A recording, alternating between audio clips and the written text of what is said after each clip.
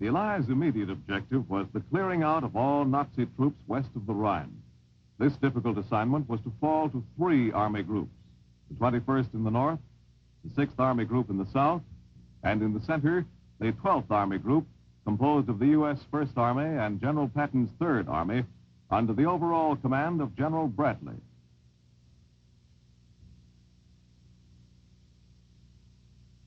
On the Eastern European front, the Russians began a drive of massive dimensions along the entire battle line on January 12, 1945.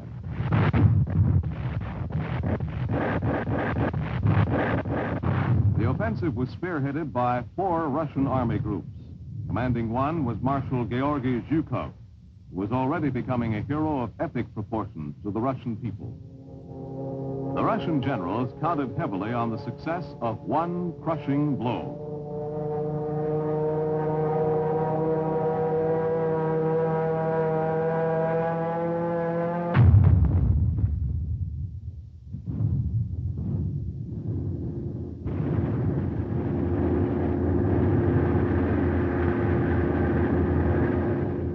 The Russian offensive staggered the Nazis.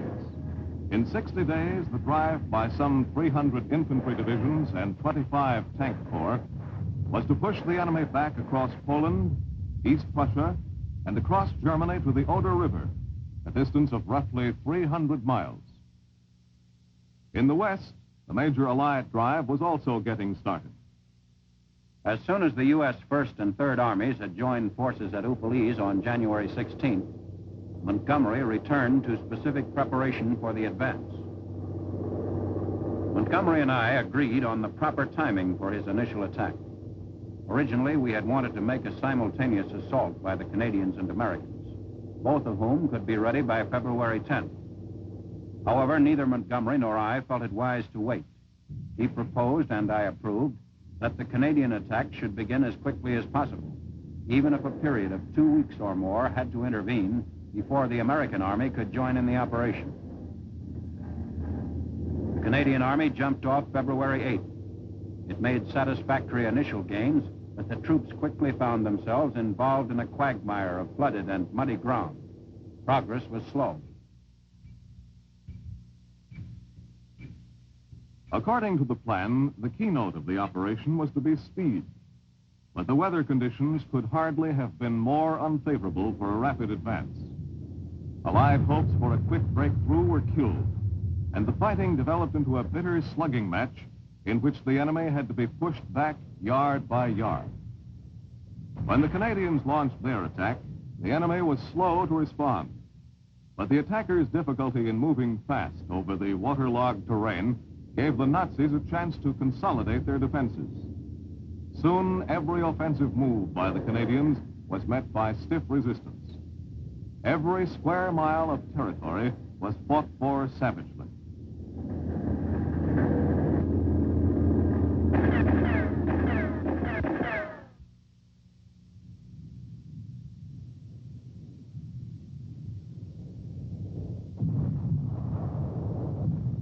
General Marshall suggested that I send my chief of staff to Malta to participate in a conference that was to take place there between the President, the Prime Minister, and their respective staffs before they went on to Yalta. The combined chiefs of staff endorsed General Eisenhower's plan, questioned by the British command, for cleaning out the area west of the Rhine by a series of crushing blows. I well knew that with General Marshall backing me, there would be no danger of interference. Playing a key part in the Allied offensive to the banks of the Rhine were British and American fighter pilots who worked in close support of the Allied ground forces. Veterans of many sorties against the enemy, they were thoroughly accomplished in dealing with Nazi targets.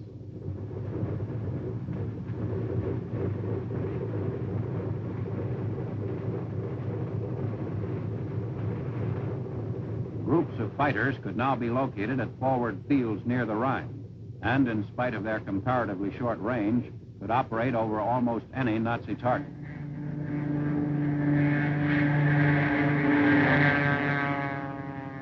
As the effects of the air offensive accumulated, there developed a continuous crisis in German transportation and in all phases of her war effort. The effect was felt also by the Luftwaffe. It had a definite influence upon the ground battles. By this time also, the air had achieved remarkable success in depleting the German oil reserves. By early 1945, the effects of our air offensive against the German economy were becoming catastrophic.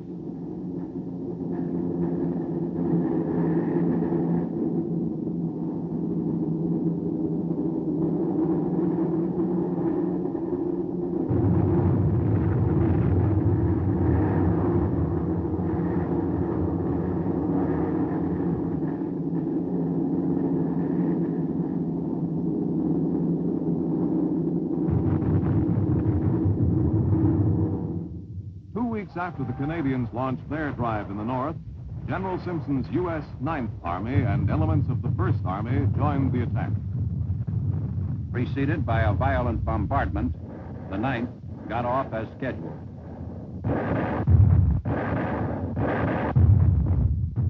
The GIs could do little but wait until the floodwaters of the Ruhr River receded sufficiently for a crossing to be attempted. The opening of the Ruhr River dams by the Nazis had flooded the Ruhr Valley and caused the level of the river itself to rise about 4 feet. For 2 weeks, the flood waters poured down the Ruhr Valley and held up the advance of the U.S. 9th Army.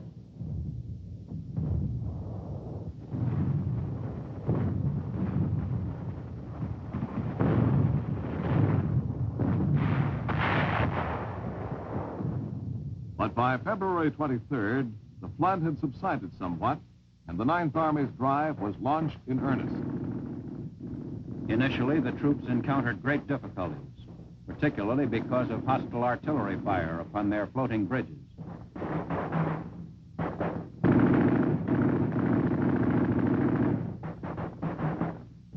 Once across the Ruhr, the advancing GIs had to fight their way through the German city of Jülich.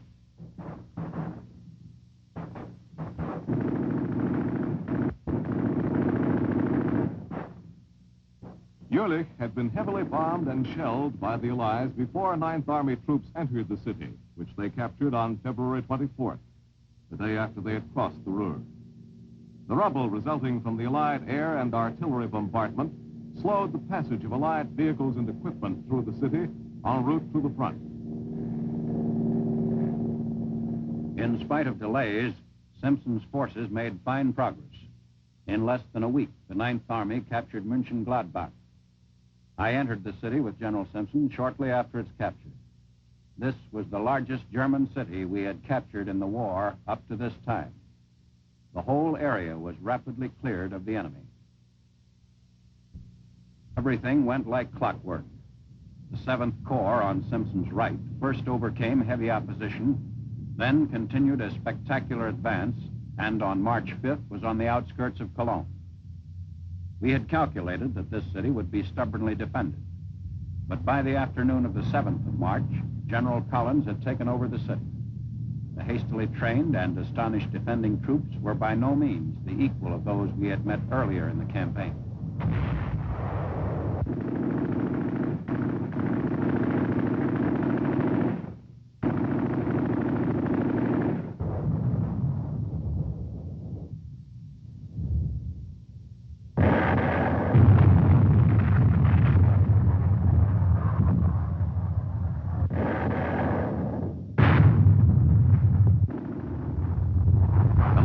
Completely won in less than 2 days' time.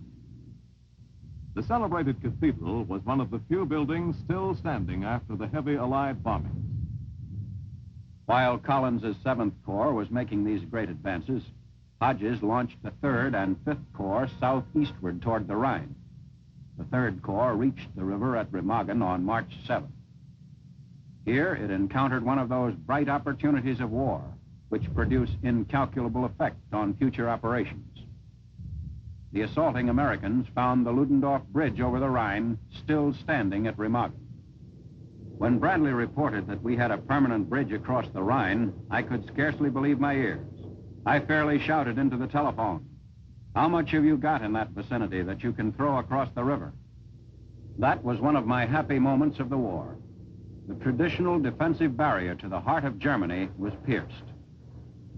American engineers quickly repaired the damage inflicted on the Ludendorff Bridge by the Germans. At the same time, we established floating treadway bridges, which were easy to transport, quickly installed, and capable of sustaining heavy military loads. The first treadway bridge across the Rhine, a 330-yard span, was completed in 10 hours and 11 minutes, and the first load was on its way across the river. Other treadways were constructed, and after 5 days, the Ludendorff structure was no longer needed. The Remagen bridgehead across the Rhine was quickly consolidated. The German effort against the Ludendorff Bridge finally began to weaken it seriously. And on March 17th, the center span fell into the river. It carried with it a number of our fine engineers, some of whom we were unable to rescue from the icy waters. North of Remagen, Montgomery prepared for a forced crossing. The Rhine was a formidable military obstacle, particularly so in its northern stretches. Study of conditions indicated the great desirability of naval participation in the attack. We needed vessels of sufficient size to transport tanks with the leading assault waves, and so the Navy began the transfer to the front of landing boats. These small ships, some of them 45 feet in length and 14 feet wide, were successfully transported overland for participation in the attack. The assault on the night of March 23rd was preceded by a violent bombardment.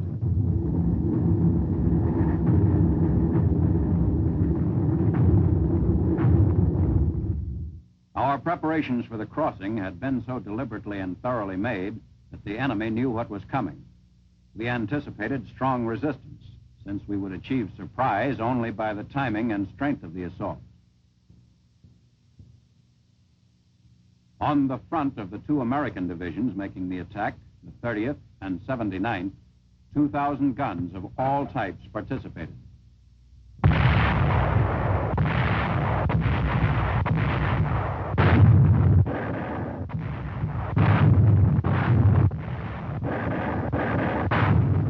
To assist the troops of Montgomery's 21st Army Group, who were to make the assault, a heavy smoke screen was laid down over the area where the crossing was to be made.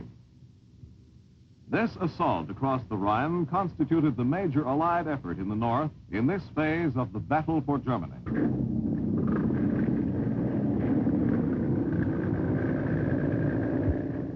To General Eisenhower, the crossing of the Rhine was one of the most important steps in the hastening of the Nazis' final defeat. We received a series of encouraging reports. Everywhere, the landings appeared completely successful. The two American divisions making the assault on the 9th Army front suffered a total of only 31 casualties during the actual crossing. We were encouraged to believe that we could very quickly achieve such an eastward advance that the communications leading into the Ruhr would be cut.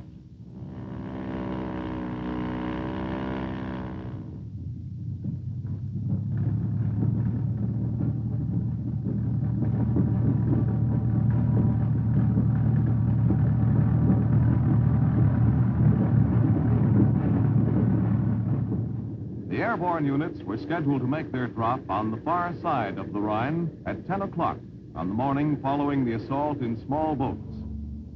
The airborne troops were transported to the assault area in a total of 1,572 planes and 1,326 gliders. The planes were heavily loaded for the trip. The takeoff was a breathtaking operation.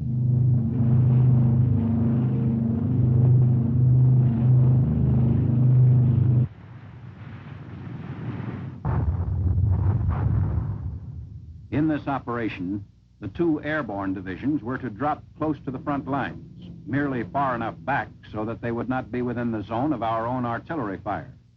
From those positions, they were to wreck the enemy's artillery organization and participate directly in the tactical battle.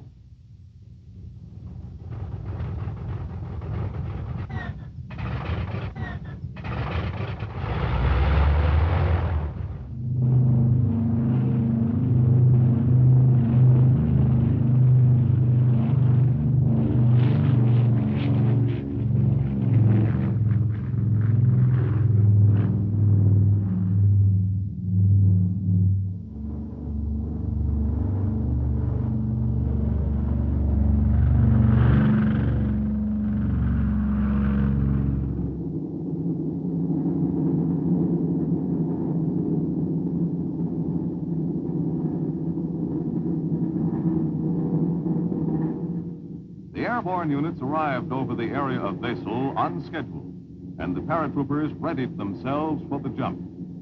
Preparations were also made for cutting the tow lines and setting the gliders adrift. On the whole, the landings went off smoothly.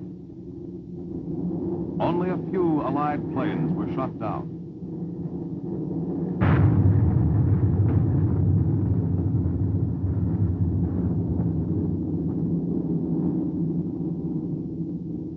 Operation Varsity, the name given to the airborne phase of this attack, was the most successful airborne operation we carried out during the war.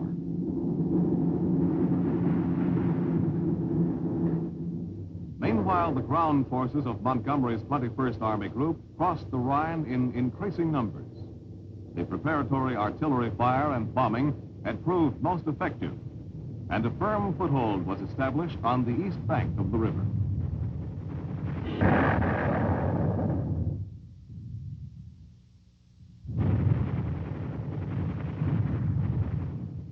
The town of Wesel was rapidly cleared. The enemy's resistance had been confused and disorganized, and the defending force was quickly overwhelmed.